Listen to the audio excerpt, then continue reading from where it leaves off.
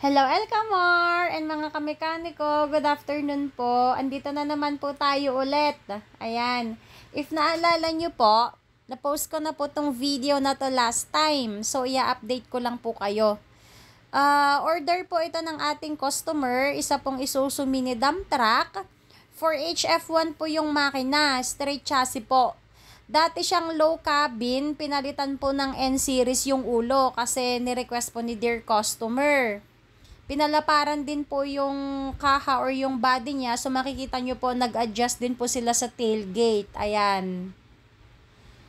So, yung unit po natin, eto na po siya ngayon. Diyan! Maganda na po siya, pinturado. Yung body po niya is black.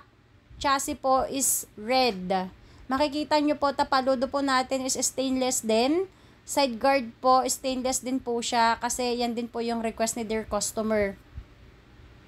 Makikita nyo po yung pintura niya, kumikinang-kinang. Yan, ganda po. May glitters po yan. Maganda po yung pagkakagawa, pagkakapintura, kumikinang-kinang po siya. Ang ganda, quality. Ang kulang na lang po dito, yung bumper at yung electrical. Ayan, paglabas po nito, i-update ko po kayo ulit para makita nyo po yung itsura niya. So, sa mga gustong magpagawa dyan ng sasakyan, nali na po kayo dito sa amin. Thank you po for watching.